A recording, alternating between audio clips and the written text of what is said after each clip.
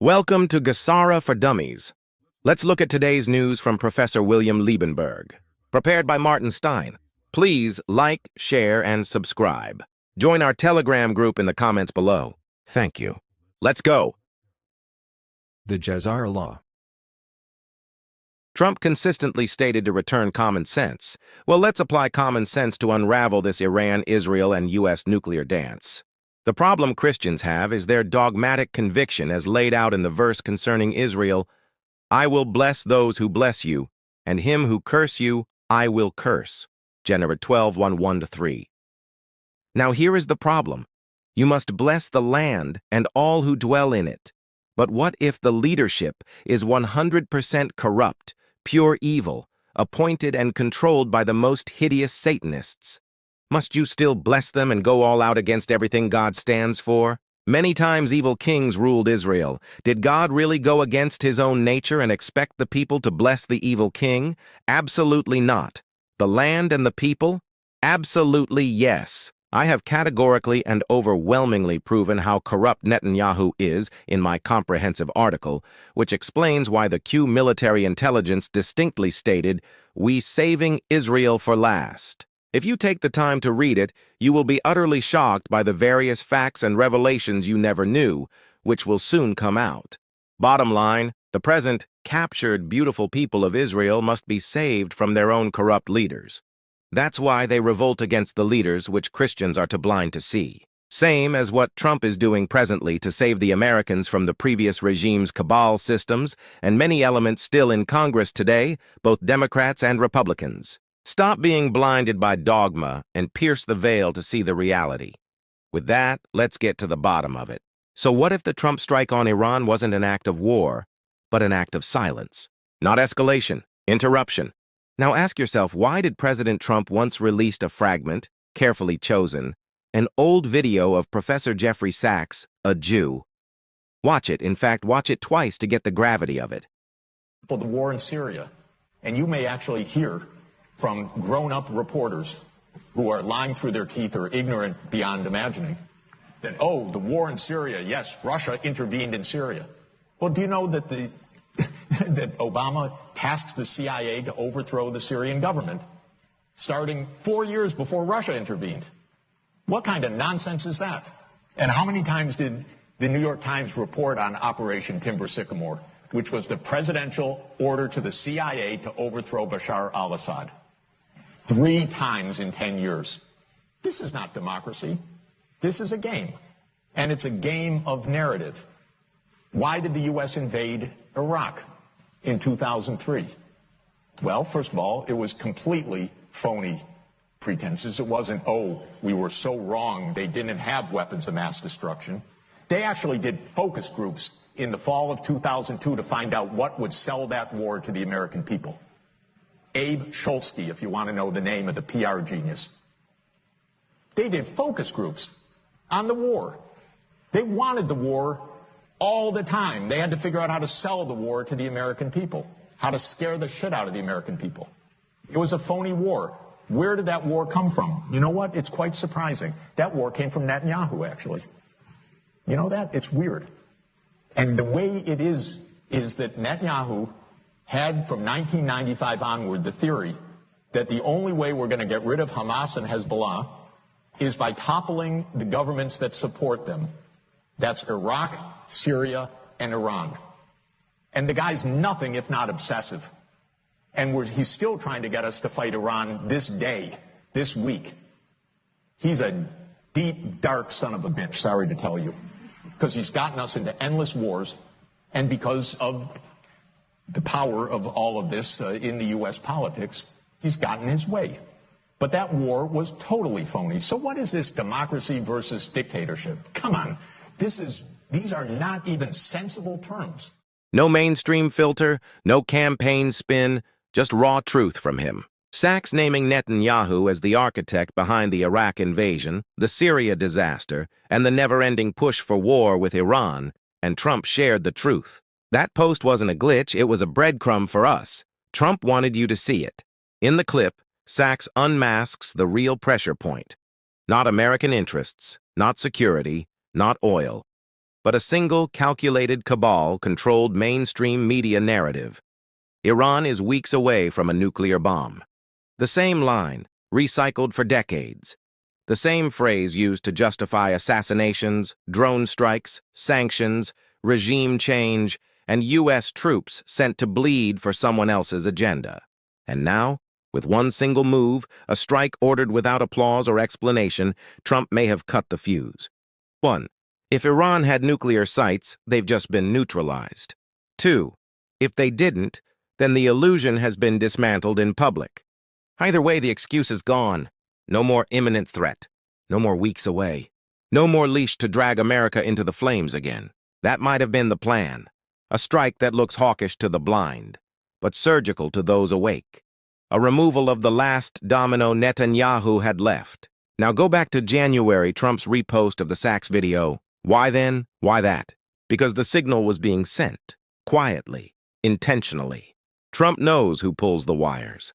He's watched this game for decades, and now, with the world staring in the wrong direction, he flips the table again, without a speech, without a press release, just action. This isn't noise. This is the clearing of the field, while the world yells war, because the cabal desperately needs a World War III to stay in power, and Trump just removed the last excuse and opportunity for it. The silence is the message. Jewish professor Jeffrey Sachs states Israel's foreign policy requires 7 wars in 5 years. As an American Jew, I have no sympathy for Israel's policies at all. I find them disgusting because they have prevented peace. In 2001, the so-called neocons, who are also the so-called Zionist part of the U.S. government, produced a document that called for 7 wars in the Middle East in 5 years after 2001. And those 7 wars were to take out Israel's enemies. And those 7 wars were Lebanon, Syria, Iraq, Somalia, Libya, Sudan, and Iran. And there have been 6 of those wars fought on Israel's behalf. And Israel is pushing for war with Iran. Netanyahu's sting had to be removed, which Trump did with Iran. An attack with no lives lost and minimal damages, yet for the world a strong message was sent out, even by Trump. All nuclear was destroyed. The reality is, the bunker busters dropped from the B-2 bombers did not do major damages. The Iranians knew 3 months ahead of the operation and brought loads of dirt to fill the entrances to the nuclear sites. Planned. The news now from Israel. Israel seeking to end war with Iran soon. WSJ citing officials. Why?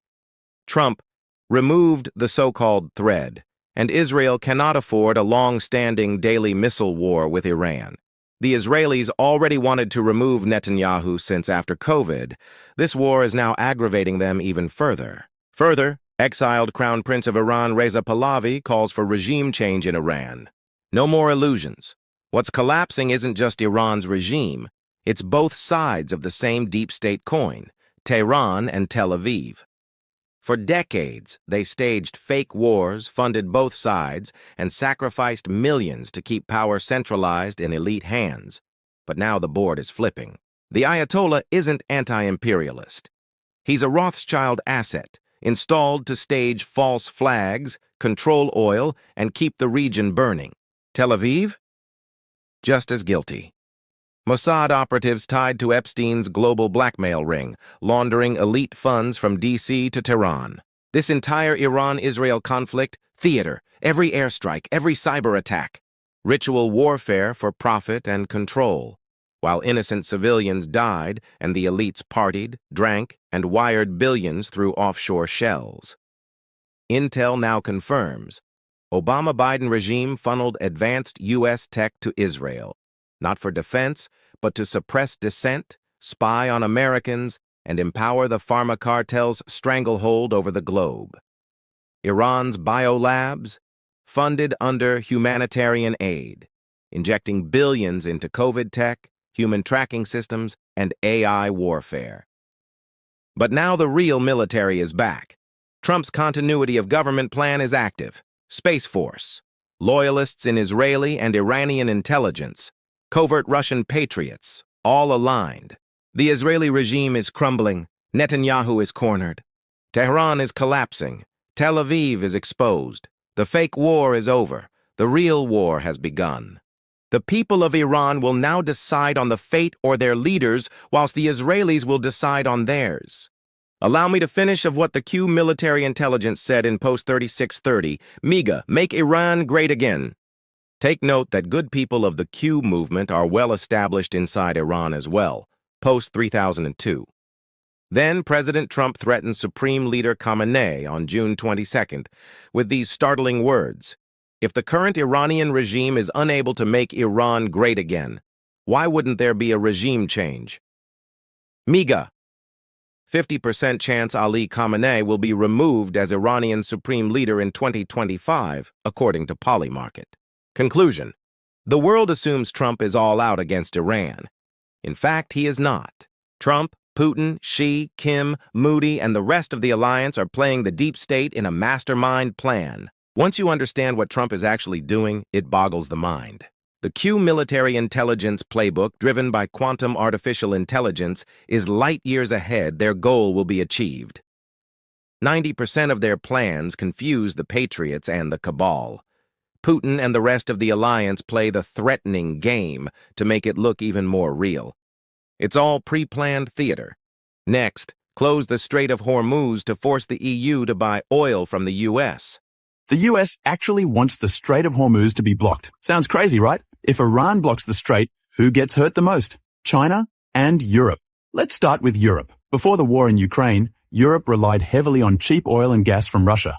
But after sanctions, it was forced to shift toward the US and the Middle East. Today, around 18% of Europe's oil and 15% of its LNG comes through the Strait of Hormuz.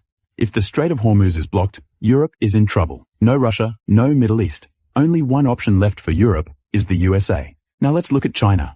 Nearly 50% of its oil and 12% of its LNG flows through the Strait of Hormuz. Yes, a blockade would hurt China, but China still has Russia, pipelines, land routes, and long-term deals. So ask yourself, if the Strait of Hormuz is blocked, who suffers more? China? Temporarily.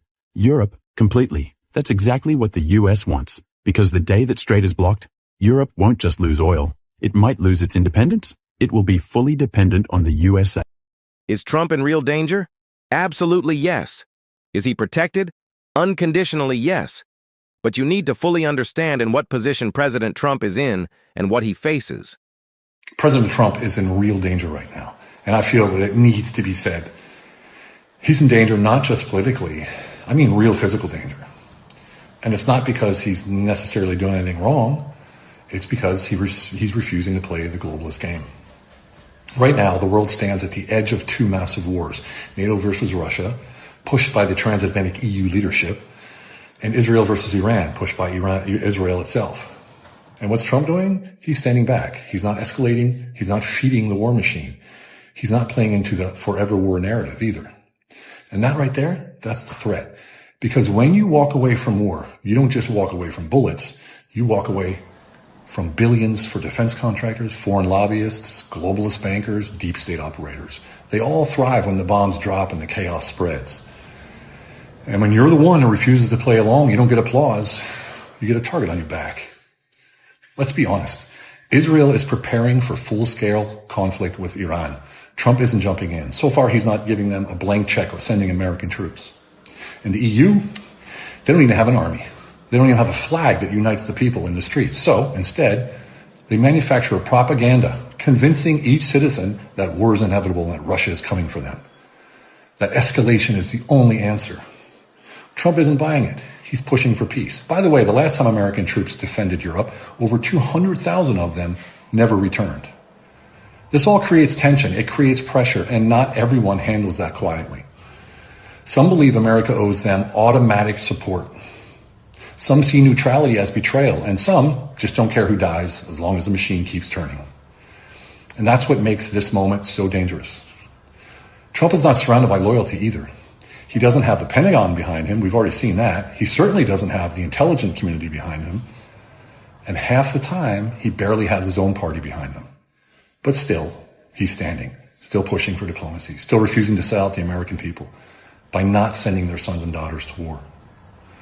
And that's exactly why, in my opinion, the threat is very real, because they've already tried everything. They've destroyed his reputation. They've banned him from every platform. They've raided his home. They've indicted him 4 times. They've even tried to take him out twice. And if he's still standing after all that, then what's next? We know how the system works. We've seen what it does to anyone who says no. So if you support peace, if you want out of the endless wars, if you believe in America's right to lead, but not bleed for foreign agendas, then now is the time to pay attention. Because when the one man standing against war becomes the problem, they won't stop until he's gone, politically or otherwise. And if that happens, God help us all. Breakthrough program dogma and see the truth. Payment systems. Now that you understand the Iran issue better, let's expand our thinking into how it involves XRP. Iran just triggered the global reset. Missiles, the tools, are just the start. What comes next will redefine money, oil, and power. They planned this war and we prepare for the fiat collapse. And XRP, it was designed for this moment. It waited patiently for this period. When oil gets disrupted, currencies bleed. Read it again. When oil gets disrupted, currencies bleed. You think this is about Iran versus the U.S.? It's about dethroning regimes, Tehran and Tel Aviv, the cabal systems and de-dollarization. It's about the death of the petrodollar dominance with the help of the BRICS alliance via Operation Sandman. And behind closed doors, they're already testing rails that don't depend on SWIFT. They're testing XRP on a global scale, XRP bridge that will move future currencies, your bonds as well. Bitcoin was never the endgame. It's traceable, manipulatable, and volatile. The elites bought BTC for show. Ripple was built by ex-Bitcoiners, David Schwartz, to improve the defects of Bitcoin. BTC equals beta test coin, and they came up with XRP. But XRP, fast, neutral, bank-friendly, not controlled by any single country. It's the only token that scares the hell out of both the Fed and the IMF. Trump knew XRP ISO 2022 compliance. ISO 2022 activated July 14th, not a coincidence. BRICS coming gold-backed currency, trading unit, not a coincidence. Private liquidity pools, BlackRock, BIS, RippleNet corridors, all pieces on the board.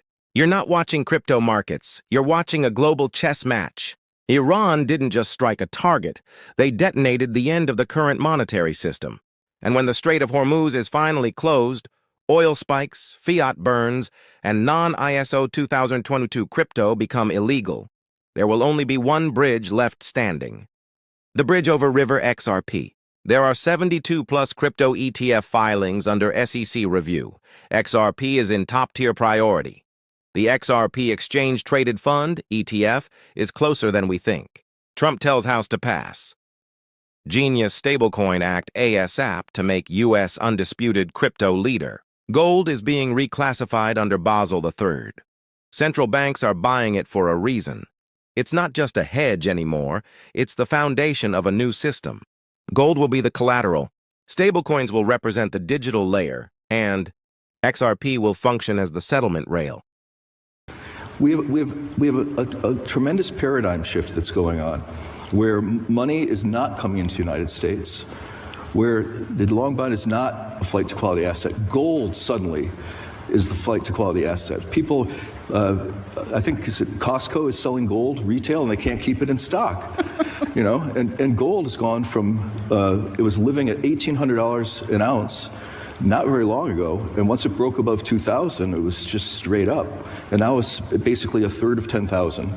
3,333 and 33 cents it was actually when I looked at it yesterday.